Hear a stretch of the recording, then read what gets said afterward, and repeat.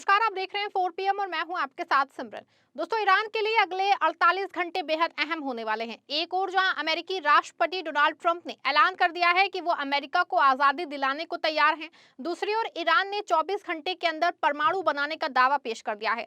बता दें आपको, जैसे ये खबर सामने आई है कि इसराइल से लेकर अमेरिका तक हड़कंप मचा है। ऐसे में भयंकर हिंसा के बीच में ईरान ने आईआरजीसी को पूरी कमान दे दी गई है कि खुद ईरान के सुप्रीम लीडर की बंकर में जाने की बात सामने आ रही है। तो वहीं दूसरी ओर मिडिल ईस्ट में अमेरिकी सेना की गतिविधियां बढ़ जाने से ईरान में तख्ता पलट की संभावनाएं बढ़ गई हैं। ईरान ने 24 घंटे के भीतर कैसे परमाणु बम बनाने का दावा पेश कर दिया है और कैसे ईरान के लिए अगला 48 घंटा बहुत अहम होने वाले हैं, सब कुछ आपको अपनी इस रिपोर्ट में बताएंगे। दोस्तों, ईरान की हालत बहुत खराब है। पिछले दिनों गिरती इकोनॉमी का विरोध प्रदर्शन अब सत्ता बदलने की डिमांड तक जा पहुंचा है। तेहरान से लेके मशहद तक बड़ी संख्या में लोग सड़कों पे हैं। दावा किया जा रहा है कि प्रदर्शनकारियों की संख्या लगातार बढ़ती ही जा रही है।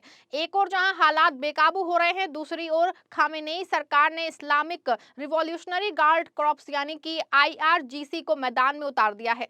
मीडिया रिपोर्ट के हवाले से जो खबरें आ रही हैं उसमें बताया जा रहा है कि सेना और आम जनता में सीधा संघर्ष दिखाई दे रहा है। इसमें अब तक तकरीबन 62 से ज्यादा ईरानी नागरिकों की मौत हो चुकी है। आपको बता दें कि ईरान में सेना अलर्ट मोड पे आ गई है। 2 दिनों से ना सिर्फ इंटरनेट बंद है बल्कि ईरान से होने वाली सभी उड़ानें रद्द कर दी गई हैं और कई मीडिया रिपोर्ट्स में यह भी दावा किया जा रहा है कि ईरान के सुप्रीम लीडर खुद अपने सेफ बंकर में जा चुके हैं। रिपोर्ट्स की माने तो अमेरिकी हमले की आशंकाओं के बीच में ईरान के supreme leader Ayatollah Khamenei safe house में चले गए हैं। दावा है कि कल सुबह यानी कि खामेनेई ने तेहरान में मौजूद मेहरबाद एयरपोर्ट से एक हेलीकॉप्टर में उड़ान भरी। दावा है कि खामेनेई तबस के रेगिस्तान में एक सीक्रेट लोकेशन पे छिपे हैं जहां तक अमेरिकी सेना का पहुंचना बेहद मुश्किल है। दावा है कि खामेनेई तबस रेगिस्तान में बनाए गए एक सीक्रेट बंकर में छिप गए हैं। ये बंकर तबस रेगिस्तान में कई फीट नीचे बना है। इस बंकर को सालों पहले खामेनेई ने खुद बनवाया था। यहाँ ईरान की स्पेशल फोर्स वली उम्र कोर खामेनेई की सुरक्षा में तैनात है। यहाँ ईरान की स्पेशल फोर्स वली अम्र कोर खामेनेई की सुरक्षा में तैनात है। तबस रेगिस्तान में चारों ओर विशाल रेत के टीले मौजूद हैं। ये इलाका बेहद दुर्गम है। ऐसे में किसी भी देश की सेना के लिए यहाँ पहुंचना बेहद ज्यादा मुश्किल है। हालांकि जिस तरह से हालात बिगड़े हैं, इससे इस बात से इनकार नहीं किया जा सकता है कि तख्ता पलट हो सकता है, क्योंकि पिछले 3 दिनों से लगातार रजा पहलवी का वीडियो संदेश जारी हो रहा है। वो ईरान की जनता को सड़कों पर प्रदर्शन न करने की, सरकारी इरादों पर कब्जा करने और ईरान को इस्लामिक शासन से आजाद कराने की दुहाई दे रहे हैं। हालांकि जिस तरह से 62 से ज्यादा लोगों की मौतें सामने आई हैं, उससे मामला बहुत गंभीर हो गया है। बता दें आपको, एक और ट्रंप ने आज फिर से अपने सोशल मीडिया पे दावा किया है कि वो ईरान को आजाद कराएंगे, तो दूसरी ओर मिडिल ईस्ट में अमेरिकी सेना की हलचल बढ़ गई है।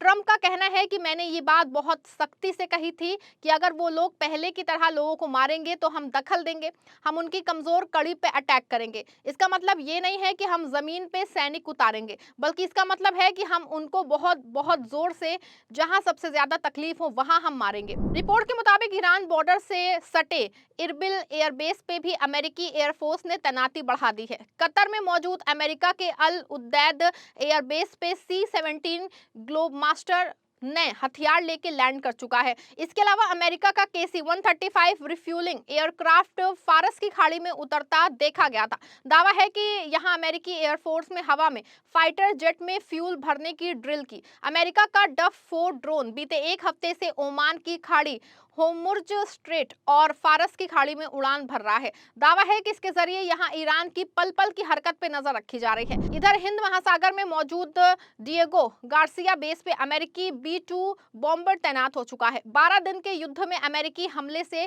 पहले भी इन बॉम्बर्स को यहां डिप्लॉय किया जा गया था। ऐसे में साफ है कि ईरान में कुछ बड़ा होने वाला है। न्यूयॉर्क टाइम्स की एक रिपोर्ट के मुताबिक ट्रंप को दिए गए ऑप्शंस में तेहरान में कुछ खास जगहों पे टारगेटेड स्ट्राइक शामिल है, जिसमें सरकार के इंटरनल सिक्योरिटी सिस्टम से जुड़े नॉन मिलिट्री इंफ्रास्ट्रक्चर भी शामिल हैं। ये ब्रीफिंग इमरजेंसी प्लानिंग का हिस्सा है, क्योंकि एडमिनिस्ट्रेशन ईरानी अधिकारियों द्वारा आगे की हिंसा को रोकने के लिए डिप्लोमेटिक, इकोनॉमिक और मिलिट्री तरीकों का मूल्यांकन कर रहा है। माना जा रहा है कि अगला 48 घंटा ईरान के लिए बहुत खास होने वाला है। खबरें आ रही हैं कि ईरान में तख्ता पलट की शुरुआत हो चुकी है। सड़कों पे सन्नाटा नहीं बल्कि विद्रोह का शोर है और किसी भी टाइम अमेरिका का हमला ईरान पे होने का अंदेशा जताया जा रहा है। हालांकि इस बीच ईरान ने भी बड़ा दावा किया है। ईरान का कहना है कि वो अगले 24 घंटे में परमाणु बम बना के परीक्षण कर सकता है। बता दें आपको, ये दावा भले से हवाई लग रहा हो, लेकिन जिस तरीके से ईरान के सुप्रीम लीडर अयातुल्ला खामेनेई के चीफ एडवाइजर मोहम्मद जावेद का दावा सामने आया है, वो चौंका देने वाला है, क्योंकि इस बात से इनकार नहीं किया जा सकता है कि ईरान के पास यूरेनियम नहीं है।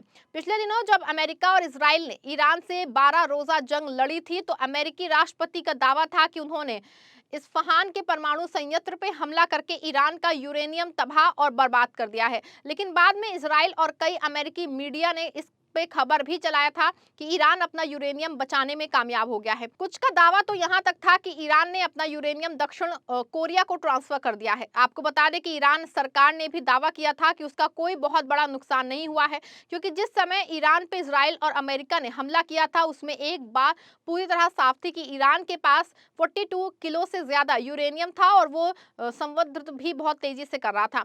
लेकिन ईरान इजराइल जंग के बाद क्या हुआ, ये किसी को नहीं पता था। लेकिन जब जंग खत्म हो गई थी, तो ईरान ने रूस से अपनी सुरक्षा के लिए कुछ हथियार खरीदे थे। दावा किया जा रहा है कि इसमें परमाणु हेड वाले आधुनिक मिसाइलें भी शामिल थी।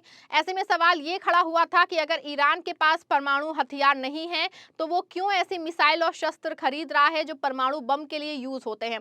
ईरानी रक्षा मंत्रालय के एक प्रवक्ता ने बयान दिया कि अगर उनके अस्तित्व पे खतरा आया, तो वो अगले 24 घंटे के भीतर परमाणु परीक्षण कर सकते हैं। विशेषज्ञ मानते हैं कि ईरान के पास यूरेनियम का इतना भंडार है कि वो चंद घंटों में परमाणु बम तैयार कर सकता है। अगर ईरान ने बम बना लिया, तो इजराइल और अमेरिका चुप नहीं बैठेंगे। ये धमकी है या फिर हकीकत? दुनिया इस वक्त एक धमाके की दूरी पे खड़ी है, लेकिन ये सच है कि ईरान में अगले 48 घंटे निर्णायक होने वाले हैं। क्या रजा पहलवी की अपील पे जनता तख्ता पलट कर देगी? क्या खामेनेई बंकर से बाहर निकल के दोबारा नियंत्रण पा सकेंगे, या फिर ट्रंप की सेना ईरान की धरती पे कदम रखेगी? 60 से ज्यादा मौतें गवाह हैं कि ईरान की जनता ने अब आर पार की लड़ाई ठान ली है, लेकिन एक तरफ आजादी की चाहत है और दूसरी तरफ परमाणु युद्ध का खतरा। ईरान का भविष्य क्या होगा, ये सिर्फ ईरान तय नहीं करेगा, बल्कि आने वाले कुछ घंटों में अमेरिका, इजराइल और रूस के फैसले भी इसे प्रभावित करेंगे। आपकी इस बारे में क्या राय है? क्या ईरान को अब आजादी मिलनी चाहिए, या परमाणु बम की धमकी पूरी दुनिया को विनाश कर ले जाएगी? कमेंट में अपनी राय बताइएगा। अगर आपको ये जानकारी महत्वपूर्ण लगी हो, तो वीडियो को पसंद करिएगा, इसको लाइक करिएगा और चैनल को सब्सक्राइब कर लीजिएगा।